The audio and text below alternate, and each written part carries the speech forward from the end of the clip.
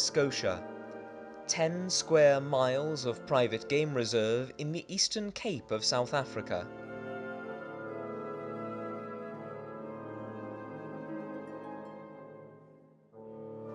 Here, among the sprawling grassland and brush, some of Africa's most iconic beasts roam free, safe from the threat of poaching, predation, and other savage ends.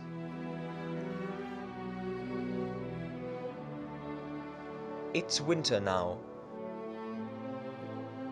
Cold winds roll over the dusty savanna, rustling the thorny acacia bushes. Most insect life has died off or retreated into hibernation. However, a few invertebrate species can still be found if you look closely. One insect unaffected by the cooling temperatures is the snouted harvester termite, whose thousands of dome-shaped nests dot the landscape as far as the eye can see. Successive generations of termites construct these stony mounds with dirt and saliva slowly over time. Some of the largest mounds here in Schotia have been estimated to be over 3,000 years old. Black ants patrol the mound's surface, chasing off intruders in return for living space inside the nest. Their dark color allows them to work in direct sunlight, something the pale termites cannot do. Each termite colony is comprised of hundreds of thousands of individual insects. Inside their labyrinthian complex, they grow fungus to feed themselves and their queen. The queen's chamber lies far beneath the mound, hidden from prying eyes. There's only one way to find it. Today, a team of game rangers and filmmakers are attempting to bisect a termite nest to expose the network of tunnels for future visitors to see. Scotia's owner, Justin Bean, shares his vision for the project. Okay guys, so we're about to embark on a little project that I've been wanting to do for quite some time here at Schotia, and it's nice that we can finally be involved with Africa Media to be able to film it. Basically what I've been wanting to do is do a cross section through a termite mound.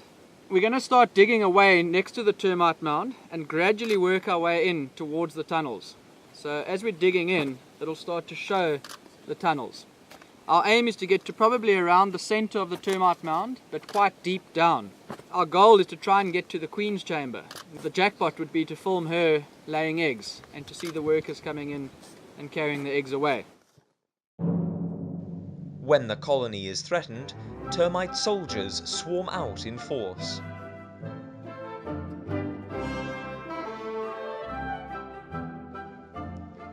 Trespassers are greeted with a spritz of formic acid. Despite their acidic arsenal, these insects are powerless to stop the rise and fall of shovels on their doorstep.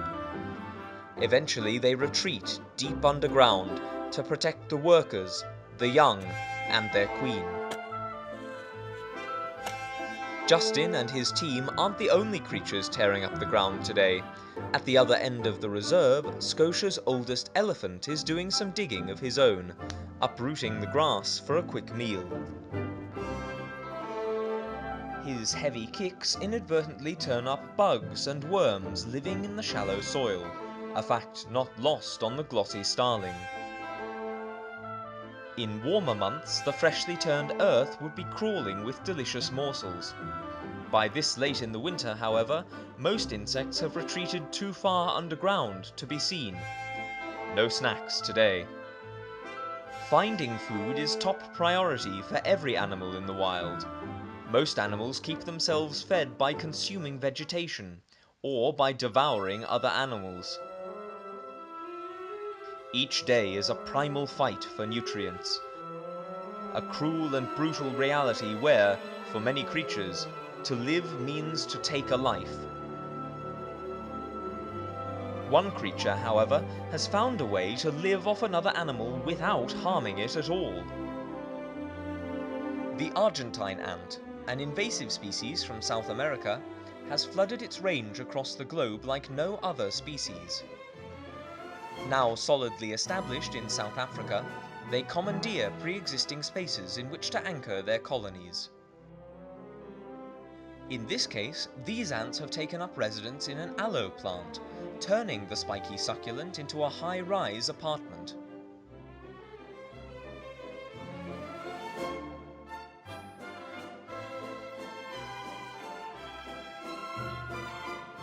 Like their fungus-farming termite cousins, Argentine ants have developed a unique system of agriculture on a minuscule scale.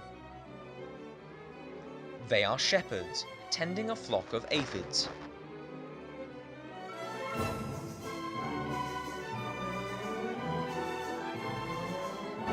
Partial to sweet flavors, the Argentine ants milk the aphids with their antennae to produce droplets of honeydew, a substance that sustains the entire colony. The ants' territory is marked by vigilant border security. Foreign species are validated at checkpoints to ensure they pose no risk to the colony. This one is cleared for entry.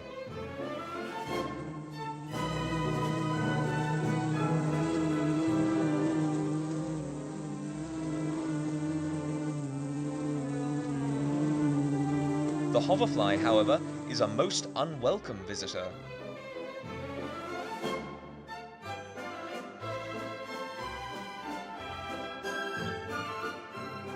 Like a hummingbird, the hoverfly requires a diet high in sugar to sustain its rapid flight. Aphid honeydew is a perfect source of sugar, but getting some won't be easy. Ant sentries patrol the aloe leaves, guarding their aphid flock from all invaders. If spotted, the hoverfly has two choices: move away or risk a vicious nip from the ant's powerful jaws. Not a hard decision.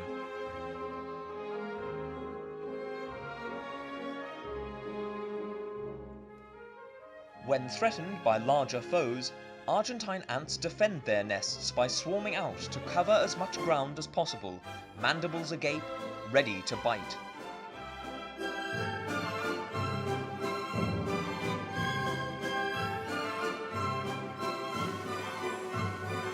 Some ants stay behind to corral the aphids and, in some cases, to execute an emergency evacuation. The ants calm their frenzy when they discover the invading force was nothing more than a drop of honey.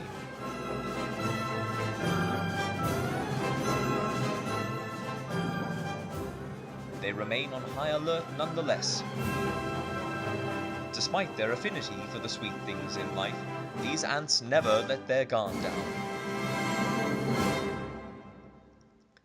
To the north, Justin and his rangers continue digging into the termite nest, carefully looking for the Queen's chamber.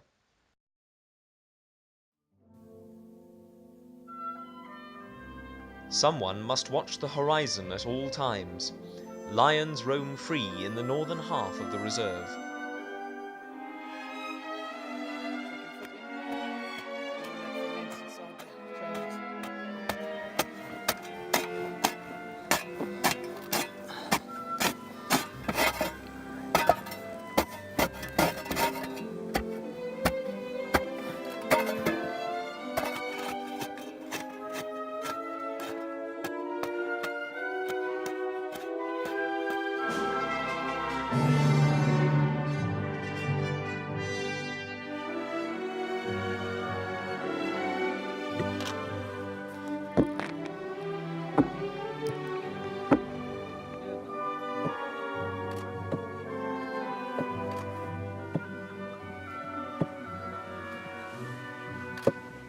Eventually, the team reaches the end of the tunnel network. They have found several large chambers, any one of which could be the Queen's. The window can now be installed. In preparation for the glass, the surface of the section is leveled and smoothed.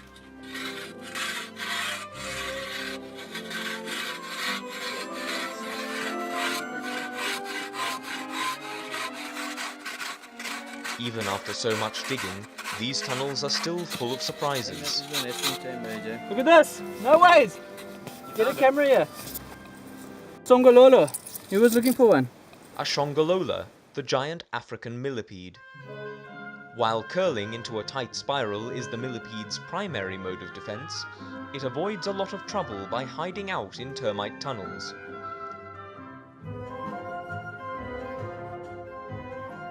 The millipede has 2 pairs of legs per segment, some 400 in all. These legs move in undulating waves, carrying the millipede along the dirt in search of food. Being a nocturnal creature and unaccustomed to the cold, this one finds its way back underneath the earth to emerge again on a warmer night.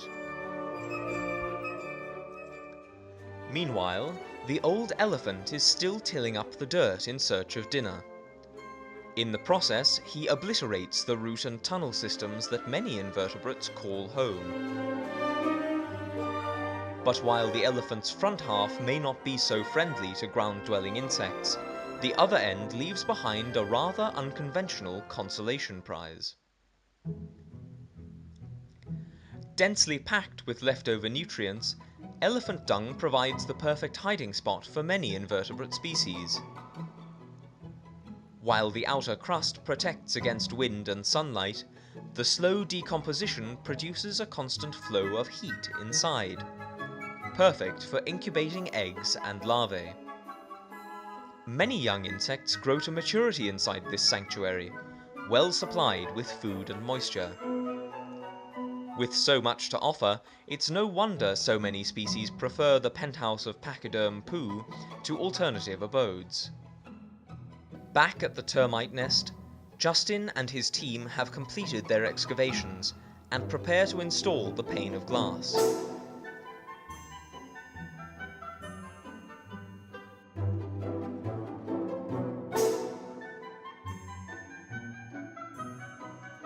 It's a tricky process. Great care must be taken to ensure the glass stays in place, without breaking loose or damaging the nest. Finally, the glass is set. Justin covers it with plywood to shield it from the sunlight, plunging the nest back into total darkness. With any luck, the termites will tunnel against the glass, giving visitors a clear view of the life subterranean.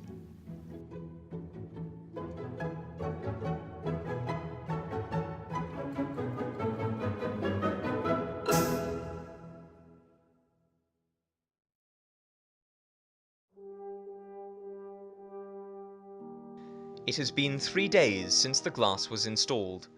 Justin returns to check on the progress.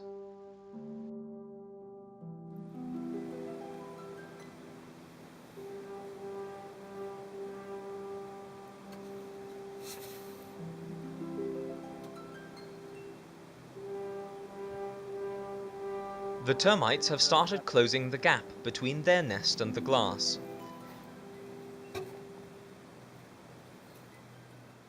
It's no ant farm, but pockets of activity are still obvious. Here and there, a fragment of tunnel emerges from the dirt. The resident colony of black ants can be seen getting their affairs in order, tending to their eggs. The Queen's chamber remains hidden. While the window into the termite nest fell short of expectations, it may only be a matter of time before the desired effect is achieved. Hopefully, future visitors to Schotia will be able to witness these coordinated little creatures in action, and see how some of the smallest organisms provide a solid foundation for the rest of the ecosystem.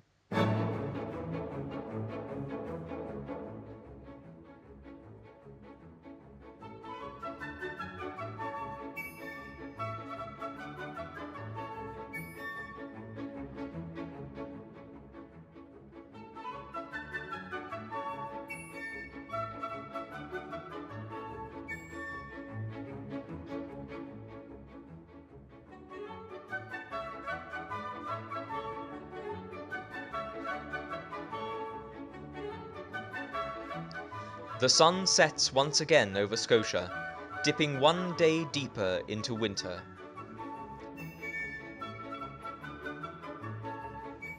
Yet even in these cold months, life is here and life is abundant.